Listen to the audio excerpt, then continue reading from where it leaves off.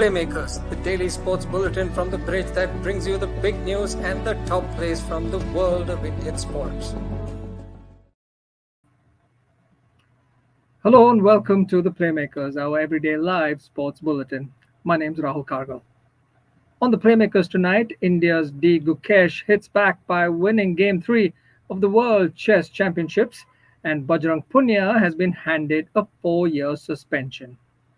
Our top story of the night comes from the World Chess Championships, where D. Gukesh has won the third game to draw level with China's Ding Liren.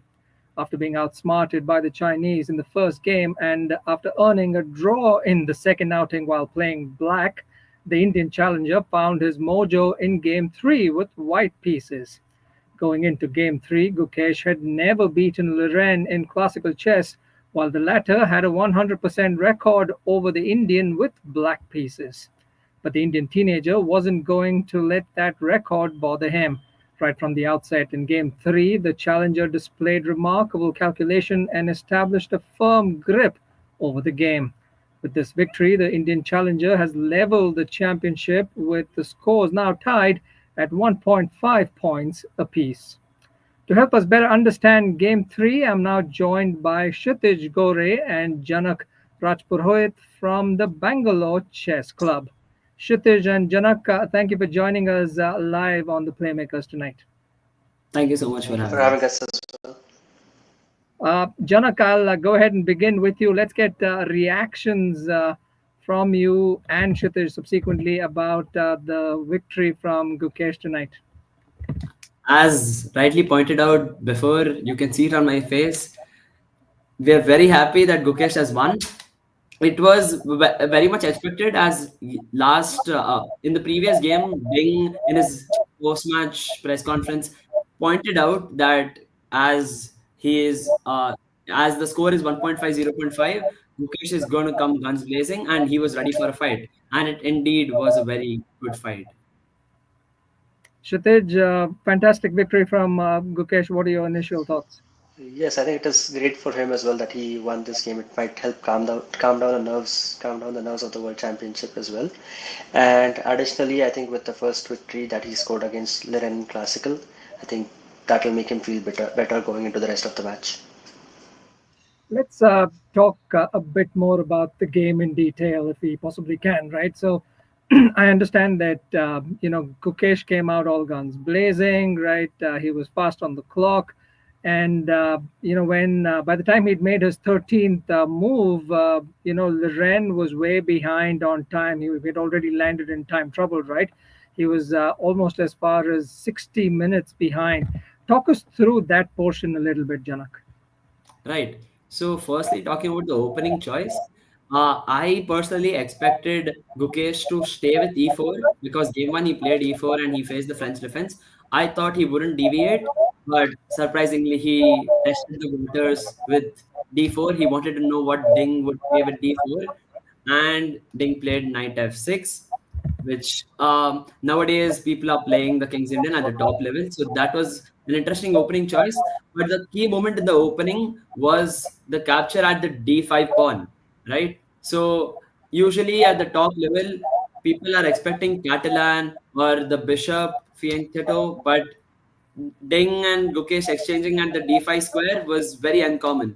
And as pointed out by one of the top streamers, that this style of opening is opted by a lot of Indian players nowadays, and Magnus Carlsen as well.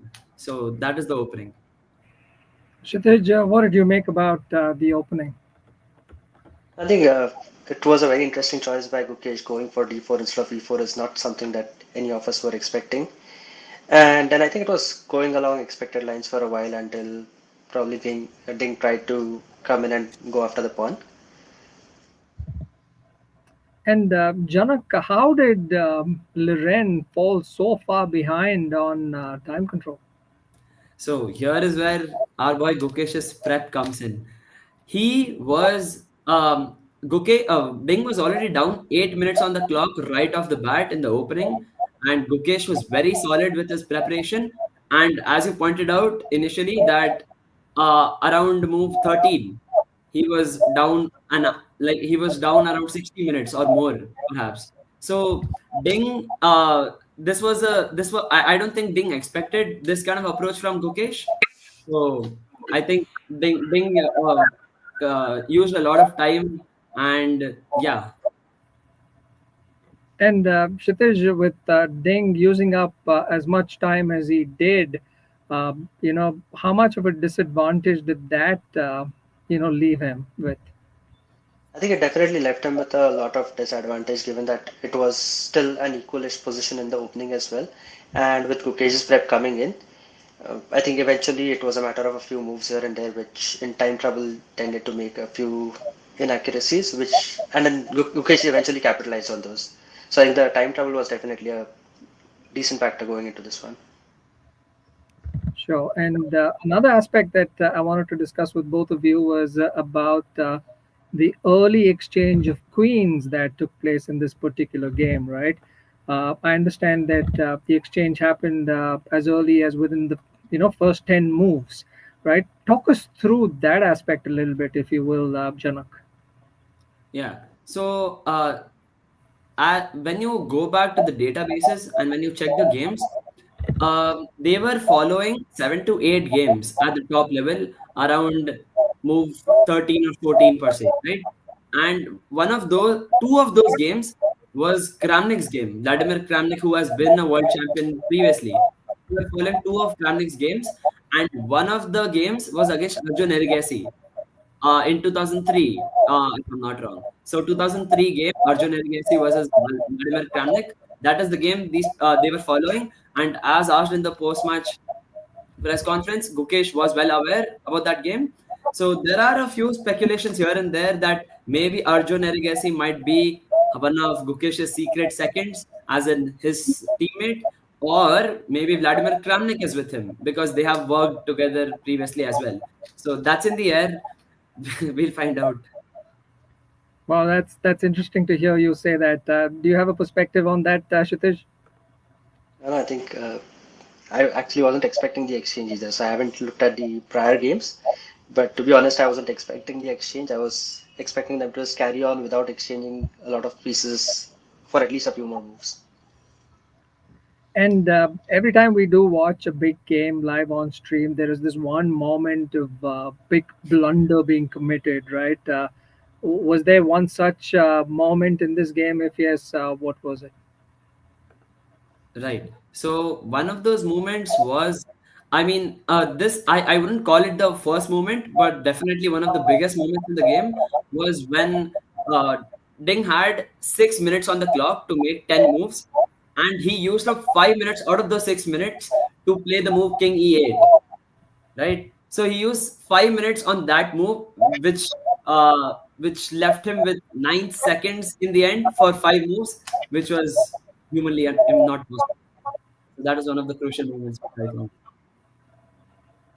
Sounds good. And Kshitij, did you have a crucial moment that had your eyeballs popping out, if they did? Yeah, I think after Ding went for the pawn, the way Gukesh managed to kind of run that and go after the bishop and trap the bishop in and get that bishop in exchange for two pawns, I think that was a crucial moment for me. And tomorrow is, of course, a break to proceedings. They get some time to reflect. How do chess players utilize a break such as this, Janak? So, I mean, it depends from player to player because for a player like Magnus Carlsen, he loves to play football on his rest days. And for a player like Ding, as he mentioned in his press conference, he said, I'll think about it once I wake up tomorrow. So, few players don't have specific plans on rest days. Few players do like to get into a few of their hobbies, or few of them just are hardcore trainers who just sit with their laptops and their team and go on guns blazing for the next game. Kshitij, what do you think the players will be doing tomorrow? I think given the pressure of the World Championship, a rest day is always welcome, and both of them will be going into it just take a bit of rest and then come out all prepared for the next game. And Janak, Gukesh has staged remarkable comebacks in the past. Are we looking at one such comeback right here? Yeah. So one of those main comebacks, I I think one of the major ones was not really a comeback, but one of the key moments which I found is in the candidates, the recent candidates, where he qualified to play the World Championship match. When asked that which was one of his key moments where he thought that he has a very good shot to win the candidates, he mentioned that it was after his loss against Alireza Firouzja. That was his only loss in the cricket, and that shows that he takes losses very seriously and he takes them in a very positive way. So, yeah. Kshitij, another comeback in the offing. Is he back on track now, Gukesh? I think at least he's definitely back on track, but I don't expect Ding to I expect Ding to come back strongly as well. And given that Ding will be playing with white pieces in the next round, I it should be a very interesting game. I think Gukesh won't back down from a fight either, despite being playing with black. And because Ding Liren will be playing with white, final question to both of you. Predictions for game four. Janak, you first. My predictions for game four, especially after this fight in the first three games, my solid prediction is game four is going to be a draw because after the rest day they're going to come back strong. It's going to be a fighting draw, but yeah, my prediction is going to be a draw, especially because Gukesh will have the black pieces. We will hope for a draw and him coming back in with the white pieces. Kshitij, how do you see game four panning out? I expect both of them to go for the win, and eventually I hope Gukesh wins, and I feel like Gukesh will win the next round as well. Fantastic. We'll all be glued in and watching the proceedings. Janak and Kshitij, thank you very much for joining us live on the Playmakers and sharing your perspectives on game three. Thank you so much. Thank you. That was Kshitij Gore and Janak Rajpurohit from the Bangalore Chess Club. In other news, Indian wrestler Bajrang Punia has been suspended for 4 years by the National Anti-Doping Agency on Tuesday for his refusal to provide his sample for a dope test in March. Bajrang was first suspended on the 23rd of April for 4 years for the same offense, and he was also suspended by the world governing body for wrestling, the United World Wrestling. Bajrang had appealed against the provisional suspension, and NADA's anti-disciplinary doping panel had revoked it on May 31st. NADA then, on June 23rd, served the notice to the wrestler. Bajrang had challenged the charge on July 11 in a written submission, following which hearings were held on September 20 and October the 4th. The suspension now means that Bajrang will not be able to return to competitive wrestling or apply for a coaching job abroad if he aspires to do so. Responding to the ban, Bajrang said, and I quote, "It is not shocking because this issue about trial has been going on for the last 1 year. This 4 year ban is the result of personal animosity and political conspiracy against me. If I join the BJP, then I think all my bans will be lifted." Unquote. News from badminton now, and at the Syed Modi India International 2024 in Lucknow, top seeds PV Sindhu and Lakshya Sen stormed into the second round with straight game victories. While Sindhu defeated Anmol Karb 21-17, 21-15, Lakshya Sen powered past Malaysian qualifier Solo Adil 21-12 and 21-12. Sindhu will next face compatriot Ira Sharma. More news from chess. An 8-year-old chess prodigy, Divith Reddy from Hyderabad, has become the world champion in the Under-8 World Cadets Chess Championships in Italy. The prodigy accumulated 9 out of a possible 11 points, the same as his compatriot Satwik-Chirag. However, Divith clinched the gold based on his superior tiebreak score. Divith, who has a FIDE rating of 1,784 points, prevailed, overcoming a three-way tie against compatriots Satwik and China's Ziming Gu. Satwik and Gu had to settle for the silver and bronze medals, respectively. Elsewhere, Tokyo Olympics silver medalist Mirabai Chanu will miss next week's weightlifting World Championships in Manama, Bahrain, as she continues her rehabilitation program. The 30-year-old, who hasn't competed since her fourth place finish at the Paris Olympics in August, confirmed her withdrawal from the event. In a major development, the Athletics Federation of India has submitted a declaration of intent to host the 2028 World Under-20 World Athletics Championships. World Athletics President Sebastian Coe confirmed the move, expressing his pleasure at India's participation in the bidding process. This follows World Athletics' invitation for bids for both the 2028 and 2030 editions of the championships. Up next, we've got the play of the day.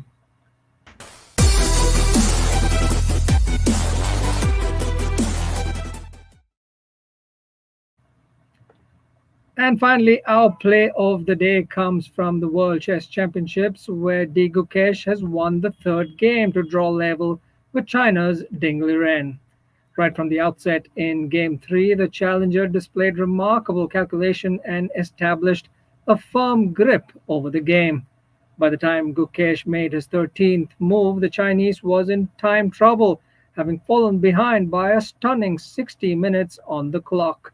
And for pulling off a stunning victory and leveling the championship at 1.5 points apiece, Gukesh's victory in Game 3 is our play of the day. And that's all that I have for you on the Playmakers tonight. Do subscribe and hit the bell icon to be notified every time we bring you the news live on YouTube. My name's Rahul Kargal. Thanks for watching. Until next time, goodbye and good luck.